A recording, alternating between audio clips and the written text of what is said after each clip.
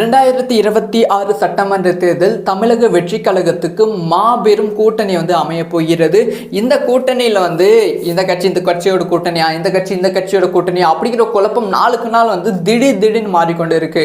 So தேமுதிக, தமிழக வெற்றி கழகம், ஏடிஎம்கே இதை மூணை சுற்றி தான் இப்போ இருக்க அரசியல் களம் போய்கொண்டு இருக்கு.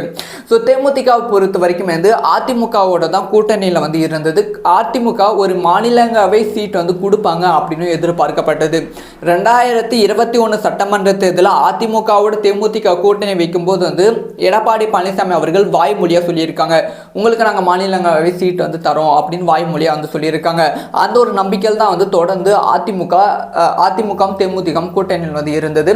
ஆனால் ஒரு பிரஸ் மீட்டில் எடப்பாடி பழனிசாமி கிட்ட கேட்குறப்ப இந்த மாதிரி தேமுதிகவுக்கு மாநிலங்களவை சீட் கொடுப்பீங்களா அப்படின்னு சொல்லி கேட்டப்ப அதுக்கு அதை பற்றி நாங்கள் இப்போதைக்கு முடிவெடுக்கல அப்படிங்கிற விஷயத்த சொல்லிட்டாங்க.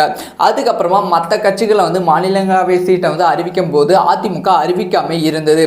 இதனால் தேமுதிக பிரேமலதா விஜயகாந்த் அவர்கள் ஒரு உணர்ச்சி வசப்பட்டு பேசிட்டாங்க அப்படின்னு தான் சொல்ல வேண்டும். நம்ம பொறுமையாக இருக்கணும், கண்டிப்பாக நல்லதே நடக்கும், நல்லது செய்வாங்க அப்படின்னு நம்புகிறோம் அப்படின்னு சொல்லி ஒரு இடத்துல பேசினாலும், இன்னொரு இடத்துல இந்த இடத்துல ஏடிஎம்கே ஒரு எச்சரிக்கை மாதிரி கொடுத்தாங்க. இன்னொரு இடத்துல தமிழக வெற்றி கழகத்துக்கு டோரை நல்லா ஓப்பன் பண்ணி வச்சிட்டாங்க. தம்பி வாங்கப்பா, நான் வந்துடும்ப்பா அப்படின்னு சொல்கிற அளவுக்கு ஓப்பன் பண்ணி வச்சிட்டாங்க. எஸ் பிரேமலதா விஜயகாந்த் அவர்கள் தளபதி விஜயை பற்றி பேச ஆரம்பிச்சிட்டாங்க. தளபதி விஜய் அவர்கள் என்னோட பையன், அதாவது சின்ன வயசுல நான் பார்த்துட்டு இருக்கேன், என் பக்கத்து வீட்டு பையன் மாதிரி, எங்கள் வீட்டு பையன் மாதிரி அப்படின்னு சொல்லி தளபதி புகழ்ந்து தள்ளிட்டாங்க. இதுக்கு முன்பு வரைக்குமே பிரேமலதா விஜயகாந்த் அவர்கள் தமிழக வெற்றி கழகத்தோட தலைவர் விஜய் அவர்களை பற்றி நிறைய குற்றம் சொல்லியிருக்காங்க. இந்த மாதிரி ப்ரெஸ்ஸை சந்திக்கலை, அவங்க கட்சி நடவடிக்கைகள் நல்லா இல்லை அப்படி இப்படின்னு குற்றங்கள் சொல்லியிருக்காங்க. ஆனால் நேற்று அதுக்கு முந்தின நிலமை தான் ப்ரெஸ் கிட்ட கேட்கும்போது அது அவரோட கட்சி, அவர் என்ன வேணால் பண்ணலாம், அதை பற்றி நான் எங்கள் கருத்து சொல்ல முடியாது, அவர் கட்சி அவர் முடிவெடுக்கட்டும் அப்படிங்கிற விஷயத்த ஓப்பனாக பிரேமலதா விஜயகாந்த் அவர்கள் சொல்லிடுறாங்க. அதுக்கப்புறமா நேற்று மதியானம் ஒரு மெயின்ஸ்ட்ரீம் சேனல், தமிழகத்தில் நம்பர் 1 நியூஸ் சேனல், அந்த நியூஸ் சேனலில் ஒரு நியூஸ் வருது. அதாவது அதிமுக தேமுதிகவுக்கு இப்போ சீட்டை கொடுக்க போகிறாங்க, அதுக்கான பேச்சுவார்த்தை நடந்து கொண்டு இருக்கு அப்படிங்கிற நியூஸ் வருது. ஒரு மெயின்ஸ்ட்ரீம் மீடியா டிஎம்கேக்கு சப்போர்ட் பண்ணுற ஒரு மீடியா சேனலில் இருந்து இது பெரும் ஆச்சரியத்தை ஏற்படுத்தி இருக்கு. இதை பற்றி விசாரிக்கும் போது தான் தெரிகிறது அந்த மாதிரி எந்த விதமான பேச்சுவார்த்தையும் நடக்கலை. தொடர்ந்து தேமுதிகவுக்கும் அதிமுகவுக்கும் ஒரு பெரிய விரிசலை உருவாக்கணும். ஸோ இந்த மாதிரி அதிமுகவோட பெயரை கெடுக்கணும்னு சொல்லி தான் அந்த ஒரு சேனல் அந்த மாதிரி பண்ணிட்டு இருக்காங்க. அந்த சேனல் தாண்டி வேற எந்த சேனல்லையும் அந்த ஒரு நியூஸ் வரல அப்படிங்கிற செய்தி உறுதியாகி இருக்கு. இப்போ என்ன மேட்டர் அப்படின்னு பார்த்தீங்கன்னா இப்போ தேமுதிக தமிழக வெற்றி கழகத்தோட கூட்டணிக்கான பேச்சுவார்த்தையில் தொடர்ந்து இருக்காங்க.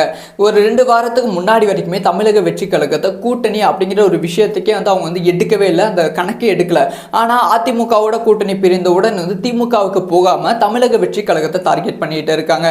ஸோ ஒருவேளை இந்த ஒரு கூட்டணி அமைவதற்கான வாய்ப்புகள் இருக்குது. ஏன்னா தேமுதிக தொடர்ந்து தமிழக வெற்றி கழகத்துக்கு சப்போர்ட் பண்ணிட்டு இருக்கு. அதே மாதிரி அதிமுக பொதுச் செயலாளர் எடப்பாடி பழனிசாமி அவர்கள் நீங்க யாரை பத்தி வேணா விமர்சனம் செய்யுங்க, திமுக பத்தி விமர்சனம் செய்யுங்க, யாரை பத்தி வேணா விமர்சனம் செய்யுங்க, ஆனா தமிழக வெற்றி கழகத்தை பத்தியும் திரு விஜய் அவர்களை பத்தி விமர்சனம் செய்யாதீங்க அப்படி சொல்லி 2 முறை பொதுக்குழு கூட்டத்தில் நம்ம எடப்பாடி பழனிசாமி அவர்கள் சொல்லிட்டாங்க. அதனால இந்த கூட்டணி தான் வருவதற்கான வாய்ப்புகள் இப்போ அதிகரித்திருக்கு. ஏன்னா தான் ஆதவ் அர்ஜுன் அவர்கள் தப்பா பேசினாலும், புசி ஆனந்த் அவர்கள் தப்பா பேசினாலும் இப்போ கால சூழல் அந்த மாதிரி தான் இருக்கு. எடப்பாடி பழனிசாமி, அதுக்கப்புறமா தமிழக வெற்றி கழகம், அதுக்கப்புறமா தேமுதிக கூட்டணி அமைவதற்கான வாய்ப்புகள் ரொம்ப ரொம்ப அதிகமாக இருக்கு.